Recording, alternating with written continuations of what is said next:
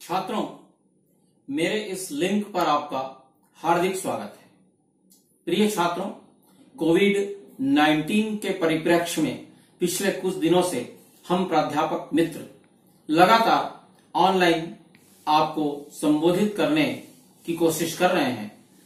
इस छोटे से प्रयास में हमारी कोशिश है कि हम परीक्षा से जुड़ी हुई पाठ्यक्रम से संबंधित विभिन्न समस्याओं का समाधान कर सकें। तो छात्रों, मैं पुनः अपने इस लिंक पर आपका स्वागत करता हूं। मैं डॉक्टर मनीष कुमार दीवान, सहायक प्राध्यापक हिंदी, शासकीय बिलासा कन्या स्नातकोत्तर महाविद्यालय बिलासपुर। छात्रों, आज मेरे संबोधन का विषय है एमए उत्तरार्ध या एमए चतुर्थ सेमेस्टर के तृतीय प्रश्न पत्र भारतीय साहित्य की एक पाठ्यकृति काव्य संकलन जो मूलतः उड़िया में लिखा गया है और जिसके लेखक हैं डॉक्टर सीताकांत महापात्र। इस कृति का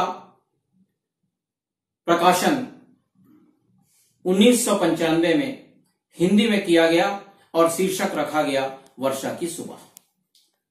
उड़िया भाषा में मूलतः लिखी इस कृति का शीर्षक था वर्षा साकार। छात्रों, यह कृति एक ऐसे असाधारण प्रतिभाशाली विराट कवि की रचना है जिसको किसी परिचय की आवश्यकता नहीं है।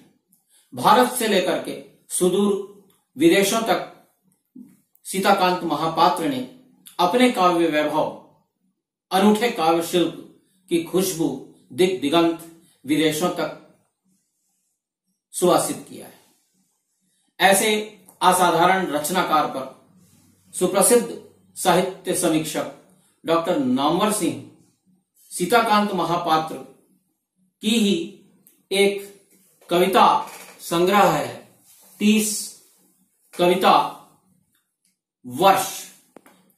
30 कविता वर्ष की भूमिका में डॉक्टर नामवर सिंह ने सीताकांत महापात्र के लिए स्पष्ट लिखा है कि सीताकांत महापात्र समय के कवि हैं और संवेदना के कवि हैं। नामवर सिंह अपनी बात को स्पष्ट करते हुए लिखते हैं कि जिसने समय को शब्दों में बदलना सीख लिया और जिस कवि ने शब्दों को समय के समानांतर बदलना सीख लिया, मानो उसकी काव्य साधना जो है वो अमरत्व को प्राप्त कर लेती है। तो छात्रों, सीताकांत महापात्र एक असाधारण कवि हैं, समय के कवि हैं, शब्दों के कवि हैं, यथार्थ के कवि हैं, अनुभूतियों के कवि हैं और संवेदनाओं के सूक्ष्म कवि हैं। मैं चर्चा करना चाहूंगा वर्षा के सुबह के कला पक्ष और भाव पक्ष की ओर। इन दो हिस्सों में वर्गीकरण करके हम न केवल सीताकांत महापात्र की काव्य शैली और काव्य विशेषताओं का दिग्दर्शन करेंगे, अपितु यह जानने की कोशिश करेंगे कि वर्षा की सुबह का कला पक्ष कितना समृद्ध है और उसके भाव पक्ष की मुख्य विशेषताएं क्या है। ये वीडियो टॉक है। तकनीकी रूप से इस वीडियो टॉक की सीमाओं का पालन करते हुए मैंने संक्षेप में या आपके लिए, चूंकि वर्षा की सुबह एक उड़िया की कृति है, एक हिंदीतर भाषा कवि की कृति है, तो इसकी कठिनाइयां बड़ी सरल रूप से आप तक सामने आ जाएं, मैंने कुछ स्लाइड्स, कुछ फुटनोट्स स्क्रीन पर तैयार किए हैं। आप उसका अवलोकन कर सकते हैं और उसके साथ साथ मैं अपनी बातों को सरलतम रूप से स्पष्ट करता हुआ पुनः ये बात आपसे कह रहा हूं कि वर्षा की सुबह के कला और भाव पक्ष की व्याख्या आपके सामने प्रस्तुत करूंगा।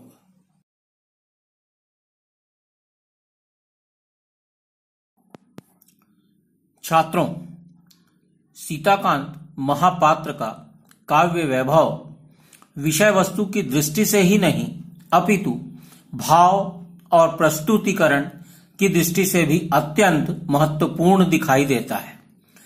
इस प्रकार महापात्र जी ने अपने काव्य क्षेत्र का प्रणयन भाव पक्ष की नवीनता को लेकर प्रस्तुत किया है और यह नवीनता एक ऐसी नवीनता है जो आगे चलकर अन्य समकालीन काव्य परिदृश्य पर बहुत दूर तक दिखाई नहीं देती और इस दृष्टिकोण से सीताकांत महापात्र एक विशिष्ट कवि के रूप में अपनी पहचान बनाते हैं।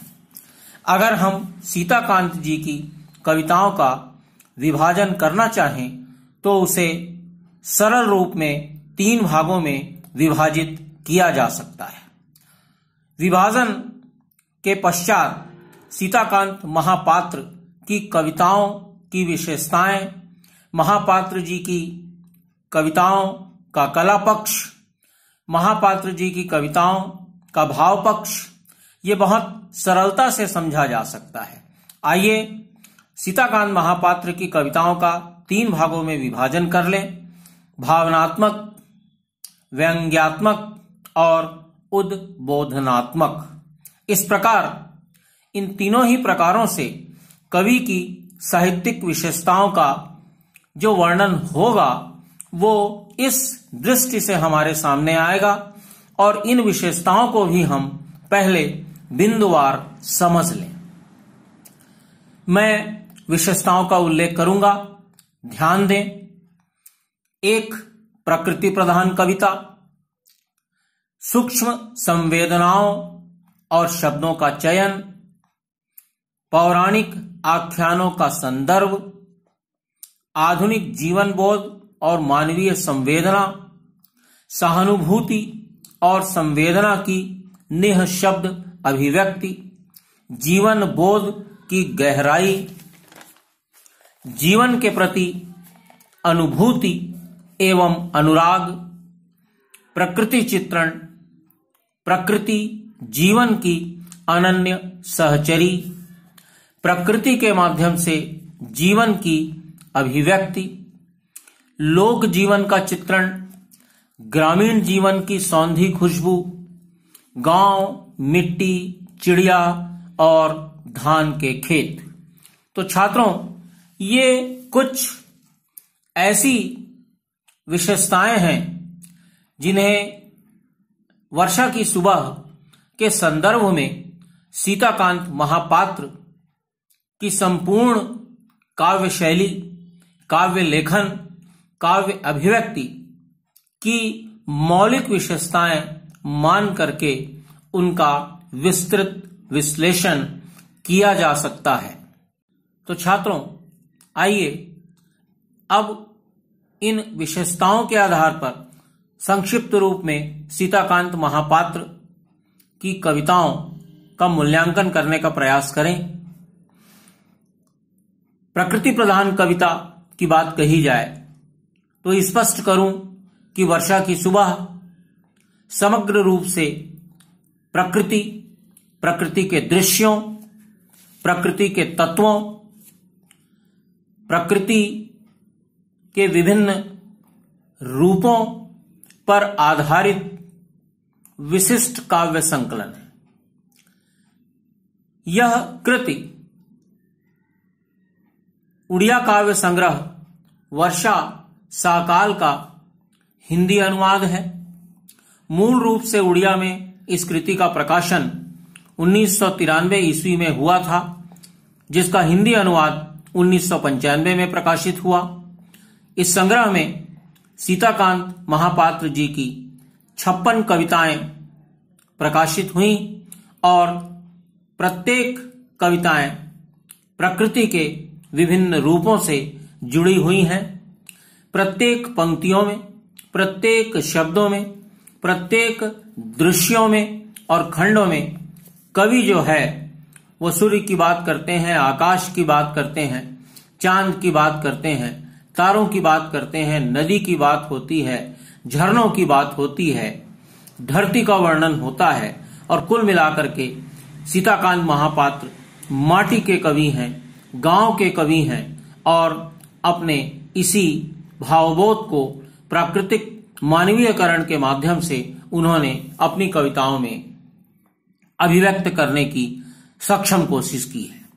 इसी प्रकार सीताकांत महापात्र की कविताओं में सूक्ष्म संवेदनाओं और शब्दों का चयन गहरे उद्योगों के साथ, सूक्ष्म संवेदनाओं के साथ, शब्दों के माधुर्य के साथ तथा संगीतात्मकता के साथ चित्रित होता है।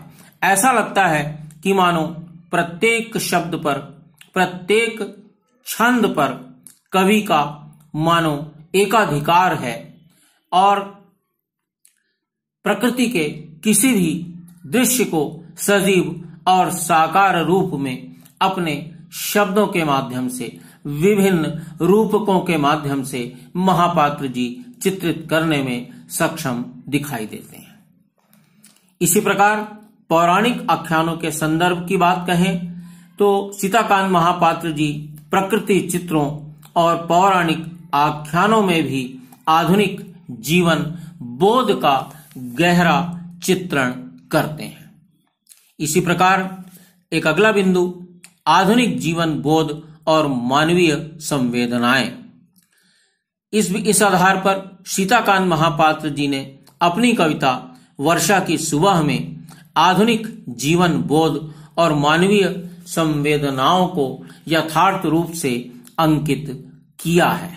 एक गांव या आज के आधुनिक संदर्भों में उन गांवों का नगरीय बोध में धीरे धीरे बदलना, शहरों का गांव के पास आना, गांव की संस्कृति का प्रभावित होना, ये ऐसी तमाम चीजें हैं या मनुष्य और प्रकृति के रिश्ते में जो बनते और बिगड़ते संदर्भ हैं, प्रकृति को जिस संरक्षण की जरूरत है, ऐसे तमाम प्रश्न चिन्ह जो हैं सीताकांत महापात्र ने अपनी कविताओं में वर्णित किए हैं। हमारी चर्चा और विवेचना के अगले बिंदु हैं उड़िया कवि सीताकांत महापात्र की कविताओं में निहित सहानुभूति और संवेदना की शब्द अभिव्यक्ति, जीवन बोध की गहराई एवं जीवन के प्रति अनुभूति एवं अनुराग। छात्रों, ये तीनों पॉइंट्स स्लाइड में आपके सामने हैं। आप देखिए, जीवन शब्द इसमें महत्वपूर्ण है। यथा महापात्र जी प्रकृति के कवि हैं, किंतु प्रकृति का मानवीयकरण करते हुए उन्होंने जीवन के प्रत्येक मर्म स्पर्शी प्रसंगों को, पक्षों को अपनी कविताओं के माध्यम से रख दिया है। महापात्र जी की कविता का मूल स्वर है सहानुभूति और संवेदना, और इन संवेदनाओं की निःशब्द अभिव्यक्ति, अर्थात ऐसा नहीं लगता कि कवि ने अपनी भावनाओं को अभिव्यक्त करने के लिए शब्दों को गढ़ा है, क्योंकि उनकी कविताओं को पढ़ते हुए, उनके शब्दों को पढ़ते हुए ऐसा एहसास होता है कि मानो कवि के शब्द और शब्दों से केवल भावनाओं की, संवेदनशीलता की अभिव्यक्ति हो रही है। वर्षा की सुबह कविता में वर्षा की सुबह का प्राकृतिक वर्णन भी मानवीय संवेदना और करुणा से ओतप्रोत है।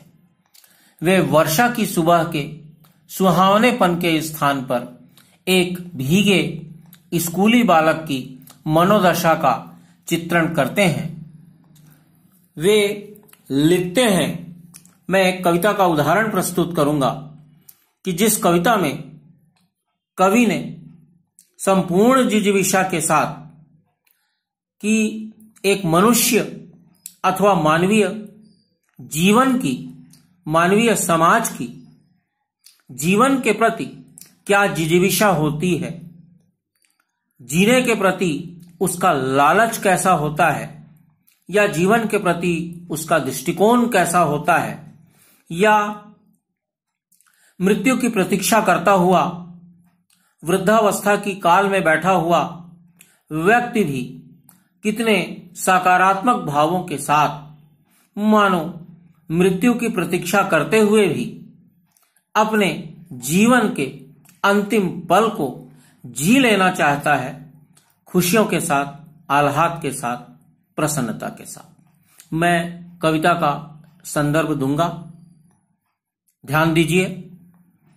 सोया है घर में कौन, उदास माँ बाप, निश्चिंत समय, गाढ़ी काली मृत्यु का भय, देख घटा मोर की तरह है अधीर, मृत्यु और बालक के मन, खत्म हुई छुट्टियां बालक की, आ पहुंची घड़ी यह समझने की, चूक जाते हैं सुख सारे कभी ना कभी, आई है वर्षा अब मृत्यु है लंबी छुट्टी पर, दूर परदेश में विरही जीवन चाहता है खो जाना चुपके से, बादलों के शुभ्र मल्हार करुण राग में।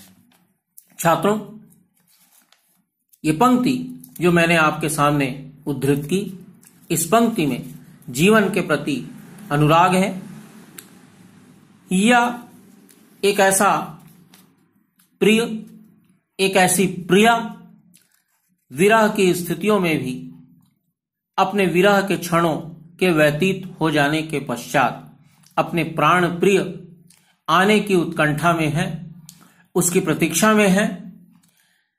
शब्द है यहां पर, पंक्ति है यहां पर, मृत्यु है लंबी छुट्टी पर, कि मानो मृत्यु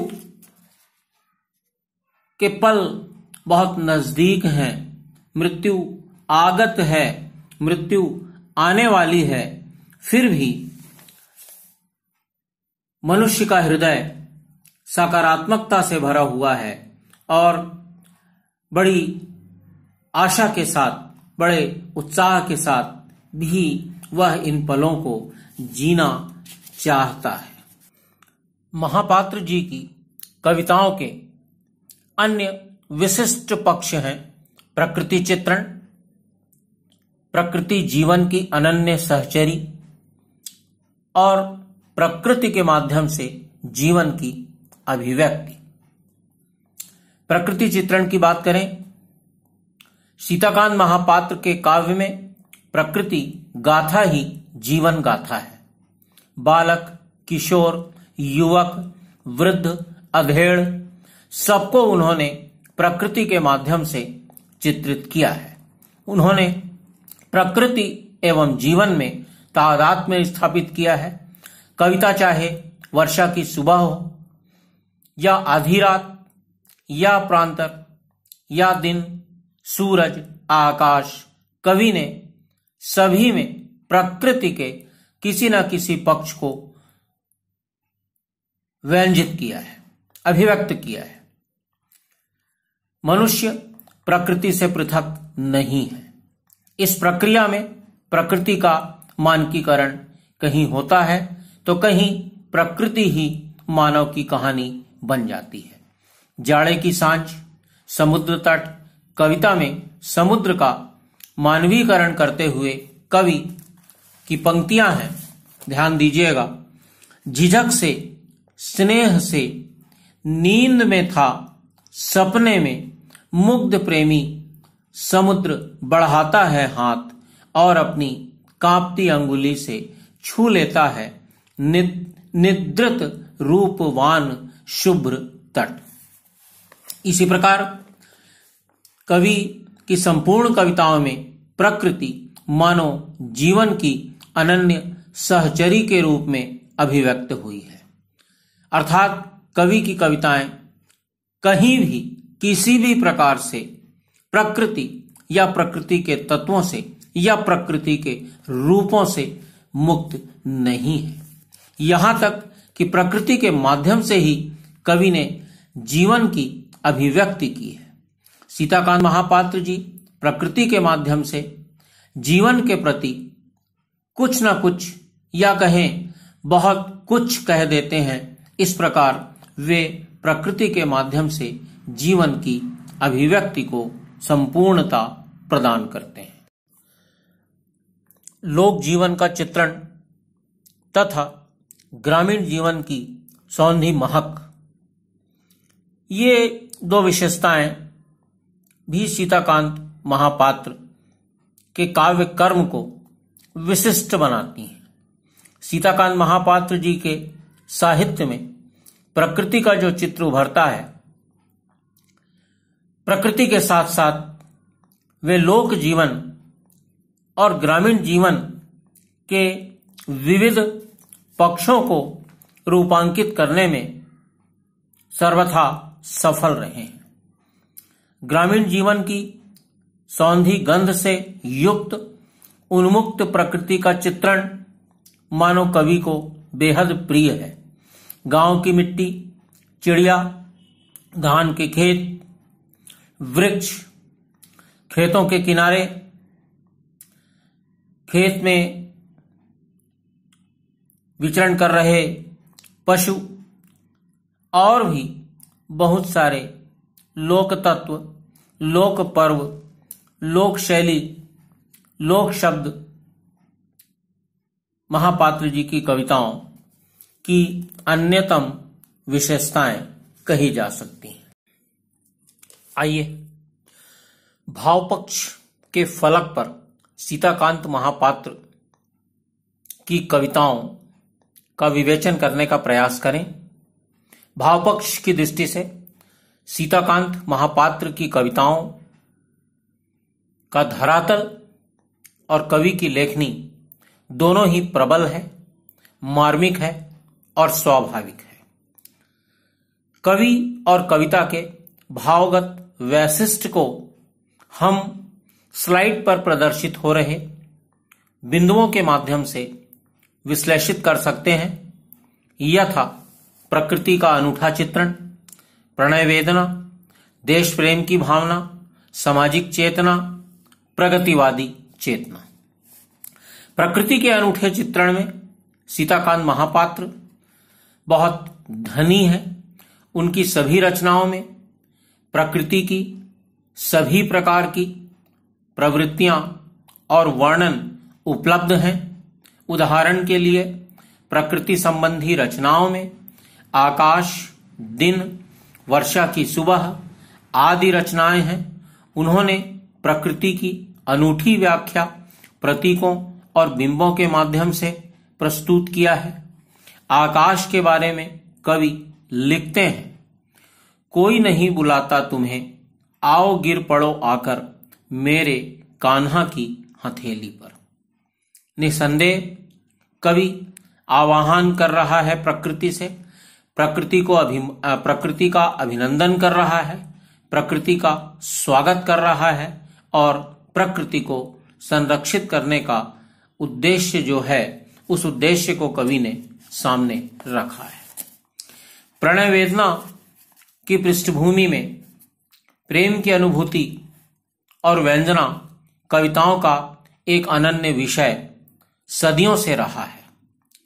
महापात्र जी प्रणय वेदना, श्रृंगार दोनों ही दृष्टियों से सक्षम कवि हैं। उन्होंने प्रेम की मीठी और तीखी दोनों ही प्रकार की अनुभूतियों का मर्म स्पर्शी चित्र खींचा है। एक उदाहरण, सूर्य और बादल के हमेशा के मित्र, हरे पत्तों से मंडित हो तुम क्या जानो, उत्तरी अक्षांश के इस पेड़ का इतिवृत्त। देश प्रेम की भावना, कवि ने देश प्रेम की भावना को प्रायः अन्य कवियों की तरह अपनी कविताओं में अभिव्यक्त किया है। मानो कवि की दृष्टि में राष्ट्र और समाज, देश प्रमुख है। उन्होंने जीवन की दृष्टि में समाज को महत्व दिया है, राष्ट्र को महत्व दिया है। व्यक्ति कवि के लिए महत्वपूर्ण नहीं है, कवि के लिए समष्टि महत्वपूर्ण है। कवि की पंक्तियां उनके देश प्रेम की भावना को, राष्ट्र के प्रति उनकी निष्ठा को, समाज के प्रति उनके लगाव को इस तरह अभिव्यक्त करती हैं। पंक्तियों का उदाहरण उद्धृत कर रहा हूं। फर्क नहीं पड़ता मुझे कोई जय पराजय से, सत्य असत्य, धर्म अधर्म के संघर्ष से, वे द्वैत की सीमा रेखाएं अस्पष्ट दिखती हैं सदा मुझे। इसी प्रकार सामाजिक चेतना के परिप्रेक्ष्य में कवि की दृष्टि है कि कवि समाज का न केवल जागरूक प्राणी होता है, अपितु वह समाज का एक सजग प्रहरी भी होता है। कविवर महापात्र इसी वैशिष्ट के द्योतक हैं। समाज में सामंजस्य और एकरूपता और समरूपता कायम होनी चाहिए। इसके लिए महापात्र ने सामाजिक विषमता को अस्वीकार करते हुए यह स्पष्ट किया है। वे लिखते हैं, खलने में असमर्थ निर्वाक पत्थर, झरने का खिलवाड़ करता हाथ, लुढ़काता है फेंक देता है उसे कभी कोहनी मारकर। ये जो पंक्तियां छात्रों मैंने आपके सामने पढ़ी, ऐसा प्रतीत होता है कि मानो तथाकथित वर्तमान भौतिकवादी पूंजीवादी समाज पर कवि ने व्यंग का आघात किया है और समाज के निम्न वर्ग को ऐसे उच्च वर्ग की जो उपेक्षा झेलनी पड़ती है, उस भाव का चित्रण कवि ने प्रतीकात्मक रूप से किया है। इसी प्रकार प्रगतिवादी चेतना की दृष्टि से भी महापात्र की कविताएं शीर्षस्थ प्रमाणित होती हैं। वे समाज और राष्ट्र की रूढ़ियों के प्रति आक्रोश और विरोध के स्वर प्रदर्शित करते हैं। किसी भी प्रकार के शोषण, हिंसा, सामाजिक विषमता, अत्याचार आदि का कवि तीव्र विरोध करता हुआ लिखता है, जल की स्वच्छ करुणा, हवा का सरल आनंद, छोड़ आया है वह स्कूल की किताबों में। छात्रों, जल की स्वच्छ करुणा, हवा का सरल आनंद, आप शब्दों पर गौर करिए कि कवि जल की बात कर रहा है, जंगल की बात कर रहा है, जमीन की बात कर रहा है, शुद्ध स्वच्छ हवा की बात कर रहा है और यहां भी वो प्रकृति के संरक्षण का अभिलाषी है। एक पंक्ति है कि छोड़ आया है वह स्कूल की किताबों में, कि शायद आज प्रकृति मानो केवल हमारे मनोरंजन का विषय है, प्रकृति हमारे आमोद का विषय है, प्रकृति केवल हमारे पाठ्यक्रम या शोभा का विषय मात्र रह गई है। ऐसा व्यंग मानो कवि जो है इन पंक्तियों में प्रदर्शित करना चाह रहे हैं। ये कवि की प्रगतिवादी चेतना का एक कला पक्ष। आइए कला पक्ष की दृष्टि से सीताकांत महापात्र की विवेचना करें। भावगत वैशिष्ट के समान कविवर महापात्र का कलागत वैशिष्ट भी अत्यधिक प्रभावशाली और वैविध्यपूर्ण है। उसका संक्षिप्त उल्लेख किया जा सकता है। कला पक्ष के लिए निम्नलिखित तत्वों का विवेचन समीचीन होगा। स्लाइड्स पे देखिए, दो बातों का उल्लेख मैंने किया है, भाषा एवं शैली, अलंकार एवं छंद योजना। पहला सोपान भाषा और शैली। अनुदित कविताओं की भाषा अत्यंत सशक्त और मार्मिक है। उसमें ध्वन्यात्मकता, नाद और लय का समन्वय है। भाषा की अभिव्यक्ति और शब्दों का चयन अत्यंत कुशलता पूर्वक किया गया है। शब्द चयन को देख महाकवि निराला की बरबस याद आ जाती है। उनका शब्द चयन अत्यंत अद्भुत था। निराला की ही तरह सीताकांत का शब्द चयन भी अत्यंत सशक्त एवं मार्मिक है।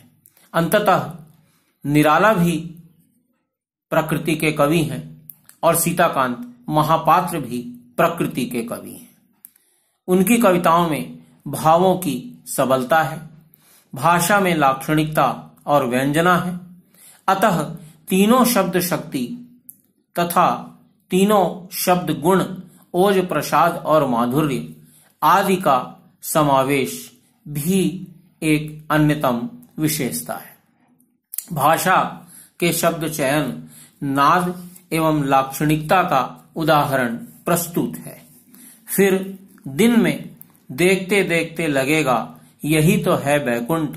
देव देवी अप्सरा, रंभा मेनका उर्वशी और ब्रह्मा शिव इंद्र चंद्र स्वयं विष्णु। नाद और लय का भी एक उदाहरण मैं प्रस्तुत कर रहा हूं। सनसन शून्य छाती पर अकेले घर लौटते निर्जन, कतार के कतार झुंड के झुंड पक्षियों को उड़ा देता है। तात्पर्य यह है कि कविताओं की भाषा अत्यंत मृदुल एवं भावों के अनुकूल है। वह अलंकृत एवं संस्कृत निष्ठ है एवं हमें अत्यंत प्रभावित करती है। उसमें प्रसंग के अनुकूल भावनात्मकता, करुण व्यथा, आक्रोश, कौतूहल, भय आदि सभी कुछ अनायास एवं सहज रूप से प्रयुक्त हुई हैं। शैलियों की बात करें तो कविताओं की शैली अतुकांत है, किंतु इन कविताओं में नाद एवं लय की प्रचुरता, प्रसंग के अनुकूल और कोमल कांत पदावली का उपयोग स्वाभाविक रूप से देखा जा सकता है। इन शैलियों को हम अलग अलग प्रकारों में वर्गीकृत कर सकते हैं। विवरणात्मक शैली, व्याख्यात्मक शैली, भावात्मक शैली, प्रतीकात्मक शैली, बिंबात्मक शैली और व्यंग्यात्मक शैली। विवरणात्मक शैली के भी प्रसंग सीताकांत महापात्र की कविताओं में मिलेंगे। एक उदाहरण, घास बन धूल अंगार को नए, सपनों की हरियाली से ढांप, फूल खिलने से पहले धूप का गुस्सा सह। इसी प्रकार व्याख्यात्मक शैली और भावनात्मक शैली भी कवि की संपूर्ण कविताओं में विभिन्न उदाहरणों के माध्यम से चित्रित है। मैं ध्यान आकृष्ट करना चाहूंगा कवि के अलंकार और छंद योजना पर। यद्यपि समकालीनता की दृष्टि से अगर विचार किया जाए तो समकालीन कवियों का मुख्य उद्देश्य अलंकारों की योजना और उनके प्रयोग पर नहीं होता था। वे तो भाव और कथ्य पर बल देते हैं, किंतु रचना प्रक्रिया में स्वाभाविक रूप से अलंकारों का प्रयोग होता है। कवि स्वभावतः अलंकारिक प्रवृत्ति का होता है, अतः उनकी रचना में जाने अनजाने अनेक अलंकारों का प्रयोग हो जाता है। सीताकांत महापात्र की रचनाओं में इसी प्रकार के अनेक अलंकार प्रयुक्त हुए हैं। उनमें प्रमुखतः उपमा, रूपक, उत्प्रेक्षा, विरोधाभास आदि अलंकार प्रदर्शित होते हैं।